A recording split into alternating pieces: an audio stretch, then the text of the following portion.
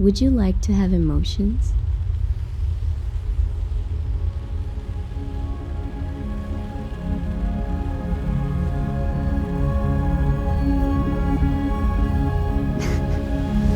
Wouldn't that be great? I guess humans are drawn to stories because we have emotions, like feeling joyful, sad, bored. It's only because we experience these emotions that we also feel inspired, moved, and compelled to help others. By keeping track of them, I can look back and remember how I felt in that moment, as well as what happened in that time. I guess it's a way for me to capture my emotions. Hey guys! 皆さんこんにちは、ディンです。はい。たった今、ソニーさんから新しいカメラが発表されました。はい。いろんなね、噂が立っていたと思うんですけども、そのカメラ、何かと言いますと、こちらです。じゃじゃん！ ZV-E1 になります。はい、新しいね Vlog カムシリーズっていう形になるんですけども、ソニーさんの方からね先行でお借りして作品であったりとか撮影というところを、やってきたんですけども、かなりねスペックが良すぎてびっくりしちゃいます。はい。なのでそういったね Vlog カムなのっていうね驚いちゃうぐらいのスペックをね中心にちょっとこの動画ではレビューをしていきたいなと思います。はい。ではねまずこのデザインから見ていきたいと思うんですけども、はい、かなり見てください。小さくないですか？はい。まあ、α7C であったりとか、従来の ZV-E10 とかね、そういったデザインに似ていまして、重さは 483g という形になっています。かなり軽いです。上には Vlog カムシリーズ同様のウィンドウジャマーですね。もじゃもじゃですね。はい。これがついています。で、このサイドですね、サイドには SD カードを入れれるような、ところがあるんですけども、 ZV-E1 これはね SD カードのみがねさせるようになっているので、ちょっとねそこは、気をつけていただきたいところになっています。CF エクスプレスタイプ A とかそういったものが入らないようになっているので、そこは気をつけてください。はい。で上ですね、上の部分にはワンタッチで写真、映像、スロー&クリックとか、はい、そこに切り替えれるようなスイッチがあります。はい。ではね次この中の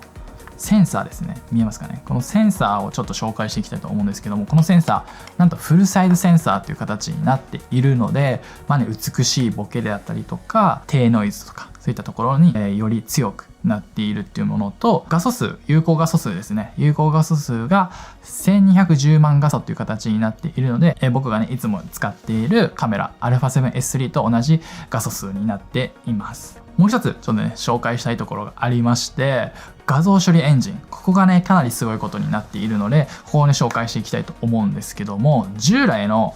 ZV-E10 とかには Beyond X っていうね画像処理エンジンが入っていたんですけども、それの約8倍の高速処理をしてくれる Beyond XR っていうね、画像処理エンジンが今回この ZV-E1 の中には入っています。はい。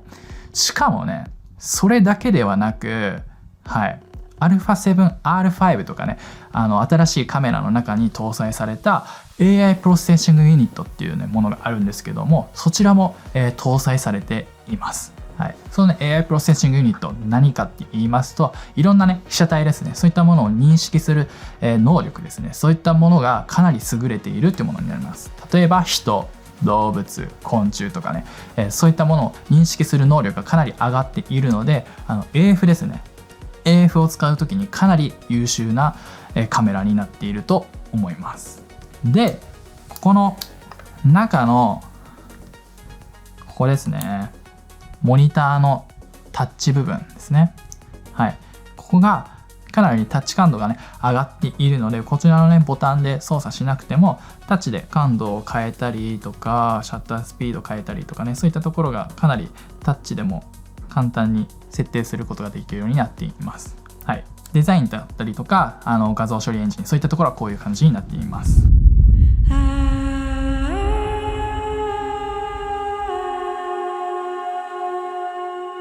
はい、ではね映像記録どこまで撮影することができるのってね、気になる方が多いのかなと思うんですけども、こちらの ZV-E1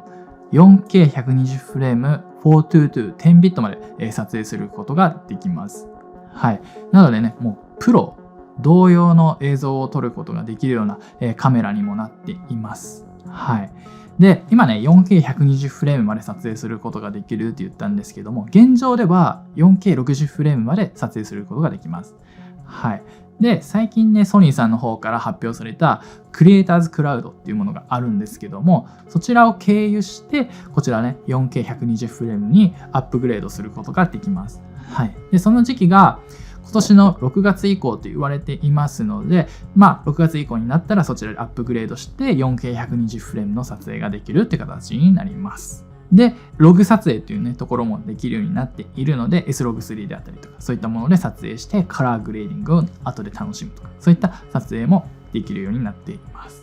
はい、ここまで聞いてると、α7S3 とね、似たようなポイントが多いなってね、気づく方がいらっしゃるかなと思うんですけども、こちらのね、ZV-E1、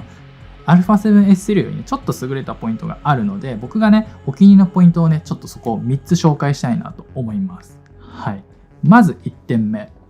手ブレ補正のところです。はい。従来はスタンダードアクティブモードっていうものがあったと思うんですけども、今回のこの ZV-E1 にはダイナミックアクティブモードっていうものが搭載されています。この、ね、ダイナミックアクティブモードどういったものかって言いますと、アクティブモードより効果がね 30% 向上しているらしいです。でね、僕もね、この ZV-E1 を使ってね、作品を撮影したってね、最初言ったんですけども、その時ね、結構手持ち撮影で撮影したんですね。はい。なので、その時にダイナミックアクティブモードをね、かなり使って撮影してきたので、そういったところをね、着目して、その作品だったりとかをね、見ていただきたいなと思うんですけども、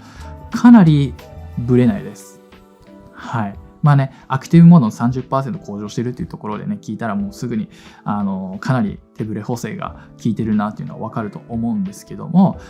走ったりだったりとか、一緒にね、モデルさんと歩いてだったりとか、そういった時でも、ね、あまりブレずに撮影することができるようになっています。本当にジンバルいらずっていうところに近づいているのかなって思います。で、懸念点といいますか、ちょっとね、気をつけておきたいポイントが、一つありまして、従来の、ね、アクティブモードとかでね、撮影するとき、クロップされるっていうことが起きてたと思うんですね。で、ダイナミックアクティブモード、こちらも、アクティブモードに比べてさらにね、クロップされるっていうような形になっているので、撮影するときは広角レンズとか、そういったものを使って撮影するのが、僕はちょっとおすすめかなと思います。はい。ではね、2つ目のポイントに移っていきたいと思うんですけど、2つ目のポイントは、フレーミング補正っていうね、新しい機能になっています。はい。これね、どういったものかって言いますと、例えば、モデルさんがいますと。で、撮影者がいます。で、こうやって並行で撮影するときに、モデルさんのバストアップの絵を撮りたいと。なったときに、一緒に並行して手持ちでね、撮影するときに、モデルさんの顔が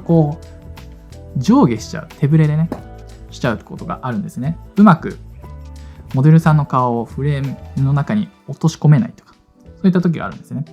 で、それを補ってあげようっていうモードがフレーミング補正というものになるんですけども、メニューで手ぶれ補正のメニューかな、そこからフレーミング補正というものがあるので、そこを入りにして、で、モデルさんの顔ですね、タッチトラッキングの時と一緒ですね、タッチして、でロックしてあげるんですね。はい。そうするとモデルさんの顔を中央にずっと留めておきながら一緒に撮影することができるっていう、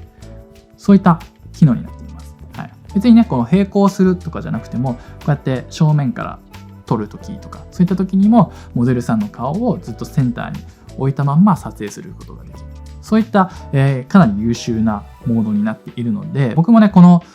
機能を使って作品であったりとかそういったところを撮ってきたので、またね、そこもちょっと注目してその作品を見ていただけたらなと思うんですけども、これが2つ目のポイント、フレーミング補正ですね。はい。でね、3つ目のポイントは PPLAT になります。はい。こちらね、もう聞いたことある方結構いらっしゃるかなと思うんですけども、FX3 とか FX13 にあるような機能でして、こちらのね、撮影時にモニターですね。モニターにラットを当てることができる機能になっています。で、僕もね、この機能かなり好きで、僕ね、普段 α7S3 で撮影しているんですけども、このね、PPLAT っていう機能がね、α7S3 の中にはないので、かなりね、気になってたポイントで、作品撮影するときとかは自分のラットを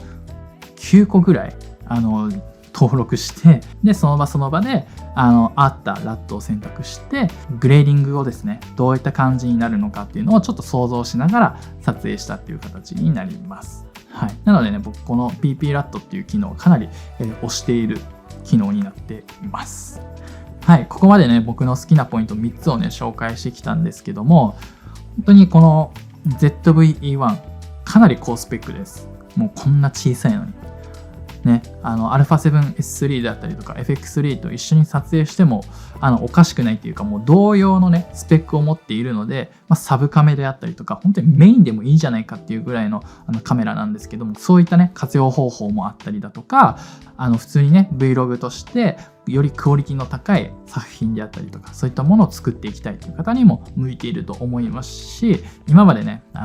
APS-C であったりとかフルサイズを経験したことがないっていう方にとってもかなりねステップアップしやすいカメラっていう形になっているので、そういったね本当に何て言うんですか、いろんな方が使えるコンパクトな優秀なカメラみたいなね形になっているので、ぜひね気になった方はちょっとチェックしていただけたらなと思います。はい、といった感じで僕のこのね ZV-E1 のレビューは終わりたいと思います。ありがとうございました。